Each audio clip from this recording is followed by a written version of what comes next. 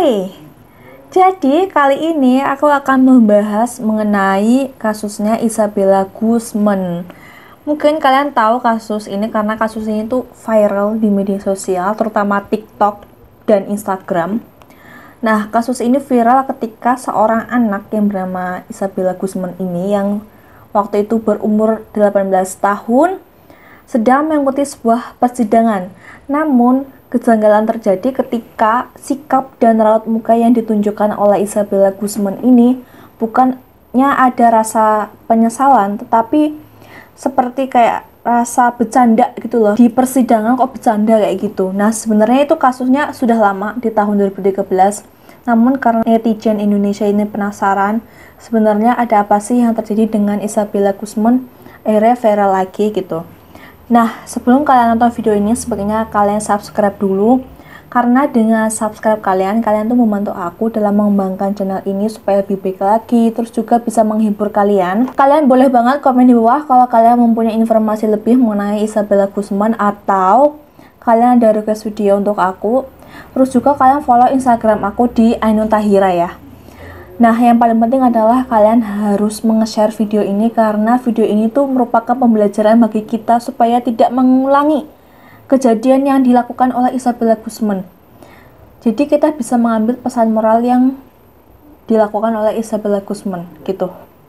Siji, loro, telu, geendang nonton. Jadi kasus Isabella Guzman ini viral di media sosial, terutama TikTok dan Instagram, ketika seorang remaja cantik ya, ini seorang perempuan bernama Isabella Guzman yang pada saat itu berumur 18 tahun sedang mengikuti sebuah persidangan. Jadi alasan kenapa sih Isabella Guzman ini mengikuti persidangan, karena Isabella Guzman ini itu membunuh ibunya secara sadis dan keji.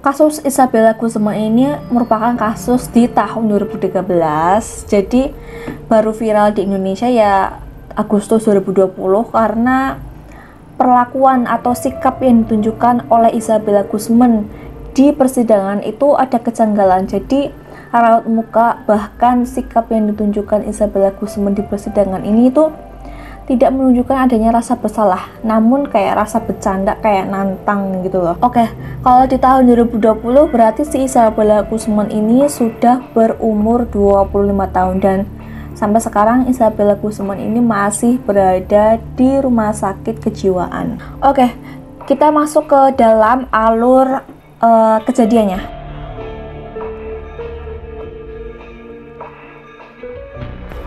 Jadi Isabella Guzman ini merupakan seorang anak kecil yang cantik dan dia tuh lahir dari keluarga yang broken home. Jadi ayah dan ibunya sudah bercerai pada saat dia berumur masih kecil. Kemudian Isabella itu hidup dengan ibunya. Nah, si ibunya ini kemudian memutuskan untuk menikah lagi dengan seorang pria yang bernama Rian Hoi. Jadi si ibunya bernama Yun Min Hoi. Oke, jadi kayak orang-orang Cina sih, ya nggak sih? Isabella ini itu kekurangan kasih sayang dari seorang ayah dan ibunya karena dari kecil udah broken home, terus dia sama ibunya hidupnya, terus otomatis kan di situ tidak ada kasih sayang dari seorang ayah sebelum si ibunya itu menikah lagi dengan ayah tirinya yang bernama Ryan Hoy. Karena anak ini kekurangan kasih sayang, pastinya seorang anak akan mencari perhatian dari orang tuanya, yang bahkan cari perhatian itu bisa bikin jengkel, kayak bertengkar, terus kemudian ngambek kayak gitu kan. Nah pada saat keluarganya broken home ini, si Isabella kan masih kecil, yang otomatis Isabella belum bisa mencerna, belum bisa memahami keadaan yang dialami oleh keluarganya gitu. Karena menurut aku seorang anak kecil yang tiba-tiba kok melihat orang tuanya udah nggak bersama lagi, kok tiba-tiba ibunya menikah lagi dengan seorang pria yang menurutnya dia itu, aku kok nggak kenal sama orang itu, kok ibu menikah lagi seperti itu menurut aku tuh seperti ada tekanan mental, terus tekanan batin juga, pasti kayak sedih, terus juga kayak pengen marah, tapi gimana gitu. Nah seperti yang aku bilang tadi, Isabella kan pasti cari perhatian ya, makanya itu setiap hari dia tuh bertengkar dengan ibunya.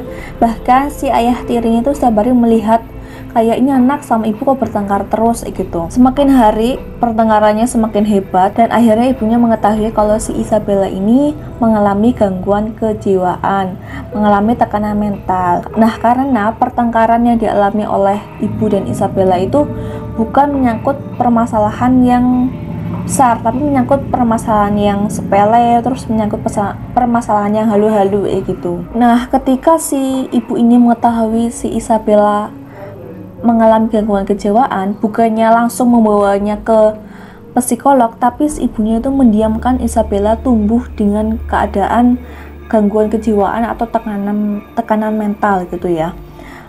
Tapi menurut aku ibunya juga salah, karena dia nggak membawa Isabella ke psikolog. Seharusnya ya membawalah ke psikolog, karena itu jiwa lah, udah menyangkut jiwa ya, pasti udah menyangkut pikirannya juga udah kacau.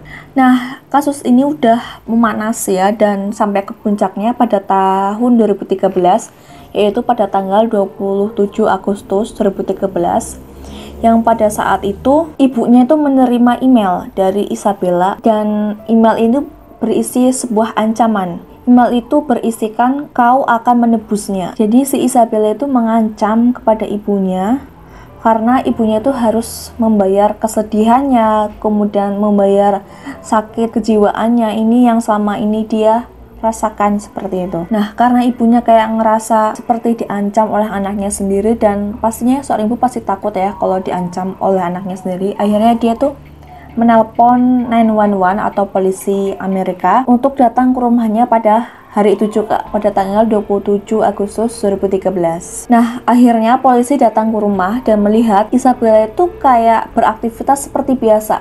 Tidak ada kejadian-kejadian atau hal-hal kriminalitas yang dilakukan Isabella terhadap ibunya gitu.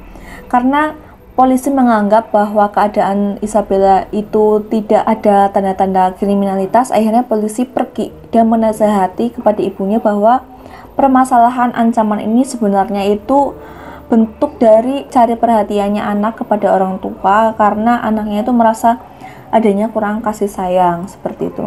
Akhirnya si polisi meninggalkan kediaman si rumahnya ibu dan Isabella. Nah pada tanggal 28 Agustus 2013, Isabella itu mulai mengancam mantan istri dari ayah tirinya, dan ayah tirinya itu nggak marah kepada Isabella, malah kayak memaklumi apa yang dilakukan Isabella, karena si ayahnya pasti tahu lah kalau Isabella itu mengalami gangguan kejiwaan. Bahkan si ayah tirinya itu mengajak Isabella untuk pergi ke taman. Ya mungkin ya hal yang dilakukan oleh ayahnya untuk mengajak Isabella ke taman itu untuk menasihati Isabella bahwa kelakuan yang Isabella lakukan itu adalah hal yang salah, gak boleh ngancam-ngancam orang seperti itu gitu ya.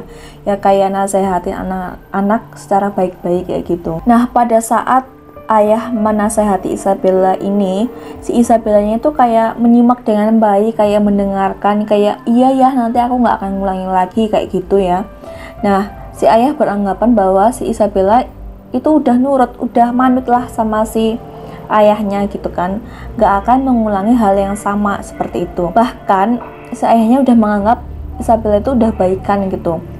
Justru ini adalah bumerang bagi keluarganya karena diam-diam Isabella ini kayak udah menyimpan dendam yang udah sumpet, udah dendam yang udah lama banget, yang akhirnya meledak pada jam 9 malam pada tanggal 28 Agustus 2013.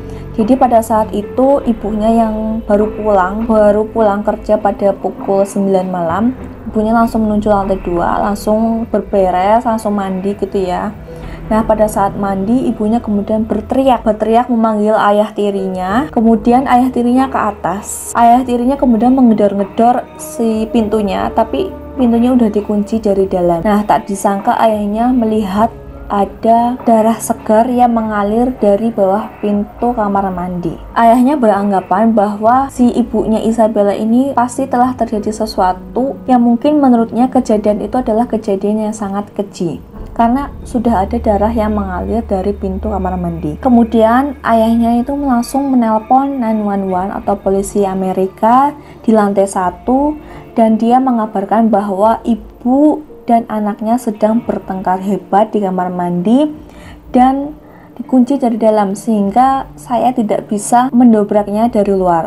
Terlihat ada darah segar yang mengalir di bawah pintu kamar mandi. Nah, setelah menelpon 911, si ayahnya ini kemudian langsung menuju atas dan melihat bahwa ada Isabella yang sedang berdiri di depan pintu, yang sedang menodong-nodongkan pisau ke arah ayahnya. Dan tanpa disadari, ayahnya melihat bahwa bajunya Isabella itu udah berlumuran darah, terus pisaunya udah berlumuran darah, dan yang lebih parahnya lagi adalah dia melihat jasad istrinya sendiri sudah tergeletak di lantai kamar mandi dengan muka dan tubuhnya yang sudah berlumuran darah. Tak disangka Isabella kemudian langsung langsung melarikan diri, langsung bersembunyi supaya tidak terinterogasi, supaya nggak ditangkap gitu ya. Si ayahnya melihat jasad ibunya kayak udah bangunin ibunya gitu lah, udah bangunin istrinya itu, tapi tidak bergerak, dan dia melihat ada beberapa luka-luka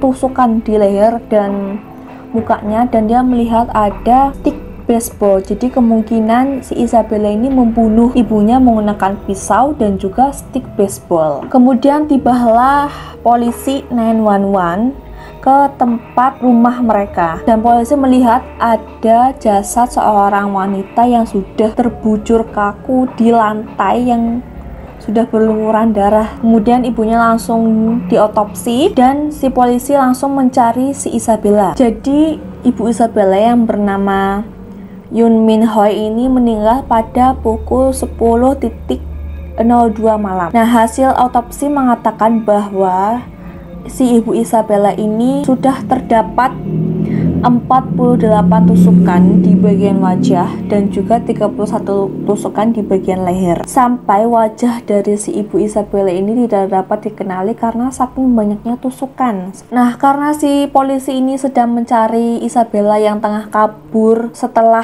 Isabella ini membunuh ibunya, sebetulnya Isabella itu masih berada di sekitar rumahnya. Jadi di dekat rumahnya itu terdapat minimarket. Di situ Isabella bersembunyi dan mengatakan kepada pegawai minimarket bahwa dia adalah korban dari pemerkosaan sehingga bajunya itu berlumuran darah. Dan sempat-sempatnya dia itu menumpang mandi dan keramas di minimarket tersebut, dan dia juga mengancam ke pegawai minimarketnya untuk tidak mengatakan kepada siapapun bahwa dia adalah korban dari pemerkosaan. Sempat-sempatnya ya dia tuh kayak ganti baju kemudian mandi, dan yang lebih parahnya lagi adalah baru 16 jam kemudian Isabella ditangkap oleh pihak kepolisian dan status Isabella adalah buronan. Sebenarnya hal yang janggal adalah ketika si Isabella ini berada di ruang persidangan. Jadi si Isabella ini di ruang persidangan tuh malah terlihat tersenyum. Kemudian raut mukanya tidak bersalah. Kan dia memberikan kode-kode bercanda ke arah kamera. Jadi semacam tidak terjadi apapun yang telah menimpa dirinya. Bahkan dia tuh merasa dia tuh tidak bersalah. Nah, ketika persidangan selesai ya, keputusan hakim memutuskan bahwa si Isabella ini tidak dipenjara dan tidak bersalah. Akhirnya dia tuh dimasukkan ke dalam rumah sakit kejiwaan. Nah, jadi di peraturan Amerika menyatakan bahwa orang yang sakit jiwa tidak bisa dianggap tersangka walaupun telah melakukan tindak pidana kriminal. Di kasus ini Isabella memang mengalami gangguan kejiwaan pada saat dia bertengkar teruskan dengan ibunya, kemudian dia udah menaruh dendam yang sangat-sangat dalam. Akhirnya dia mengungkapkan dendam itu dengan cara membunuh ibunya kan. Akhirnya dia tidak bisa dipenjara karena dia mengalami gangguan kejiwaan. Nah, jadi selama Isabella berada di rumah sakit kejiwaan, ada dokter yang menangani, yaitu dokter Richard Pond. Nah, si dokter Richard Pond mendiagnosa bahwa Isabella itu mengalami paranoid skizofrenia. Lalu penyakit ini membuat Isabella menatap ke ruang hampa dan berbicara dengan seseorang yang tidak terlihat. Ada tertawa sendiri, kemudian ada tiba-tiba menangis, seperti itu.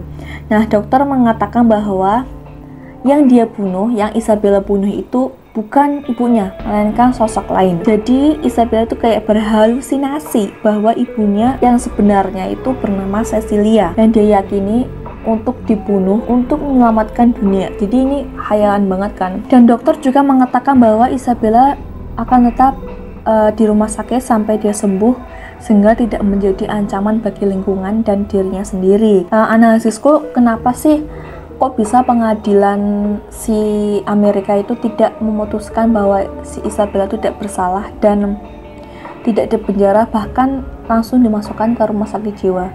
Jadi bagi siapapun yang melakukan tindak pidana itu, ciri orang-orangnya itu adalah sadar melakukan tindak pidana itu dan tidak mengalami gangguan jiwa, atau bisa disebut adalah orang yang cakap hukum. Nah, di dalam KUHP itu terdapat dua sifat, yaitu ada alasan pembenar dan juga alasan pemaaf. Jadi alasan pembenar adalah alasan yang menghapus sifat melawan hukum suatu tindak pidana. Jadi alasan pembenar dilihat dari sisi perbuatannya itu bersifat objektif. Misal nih, ada seorang narapidana narkotika itu memang harus dibunuh mati. Nah, orang yang membunuh mati itu bernama eksekutor. Nah, eksekutor ini pasti kalau membunuh orang akan dikenai tindak pidana. Namun, eksekutor ini tidak akan dikenai tindak pidana karena hal yang dia lakukan adalah menghapus perbuatan melawan hukum. Jadi eksekutor ini ya nggak akan kena tindak pidana karena adanya alasan pembenar.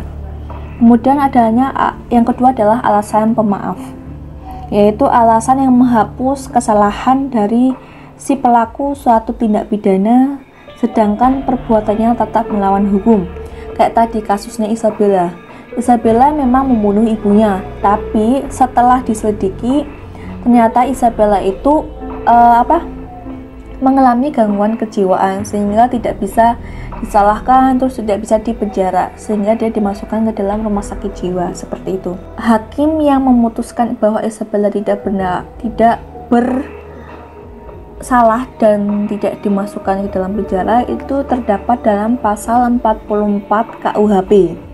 Jadi pasal 44 KUHP ayat 1 ini berbunyi, tiada dapat dipidana barang siapa mengerjakan suatu perbuatan yang tidak dapat dipertanggungjawabkan kepadanya sebab kurang sempurna akalnya atau sakit berubah akalnya.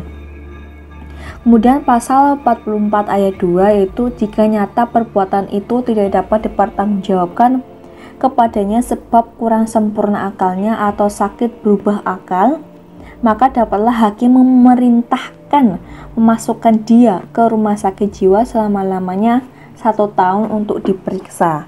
Seperti itu. Sebenarnya ada kaitannya hukum di Amerika Serikat dengan di Indonesia.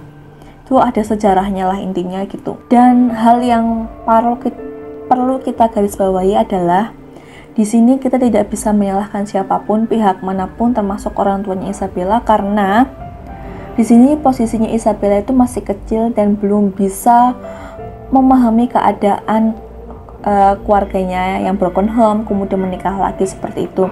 Karena di sini anaknya tuh kurang kasih sayang, kurang pengertian. Nah, Seharusnya memang di sini tuh tugas orang tua untuk memberitahu kepada anaknya bahwa keadaannya itu seperti ini, kamu tuh harus menerima gitu. Walaupun memang dalam hati tidak menerima, tapi kamu tuh harus menerima kenyataan seperti itu. Jadi orang tua di sini memiliki peran yang sangat besar dalam menasehati seorang anak, apalagi dari keluarga yang broken home kemudian menikah lagi seperti itu. Jadi anaknya harus diberi pengertian, harus diberi kasih sayang juga. Jadi walaupun udah nggak sama ayah dan ibunya, anak harus tetap harus tetap mempunyai atau harus tetap diberikan kasih sayang lah yang lebih gitu.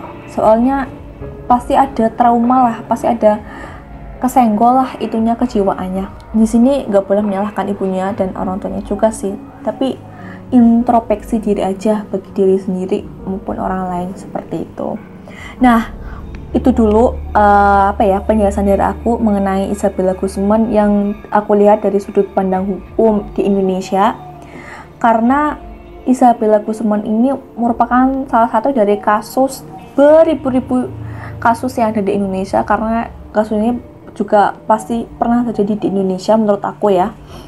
Jadi kita bisa mengambil hikmahnya, terus juga bisa mengambil pembelajaran apa yang terjadi dengan Isabella Guzman yang kalau kita sakit jiwa seharusnya ke psikolog gitu loh. Maksudnya daripada kelamaan sakit jiwanya gitu ya, bisa mengganggu pikiran, karena sakit jiwa itu ya nggak bisa disembuhkan dengan apa-apa gitu loh kalau kita nggak ke psikolog gitu. Oke, segitu dulu videoku kali ini, semoga bermanfaat. Terus juga tetap jaga kesehatan dan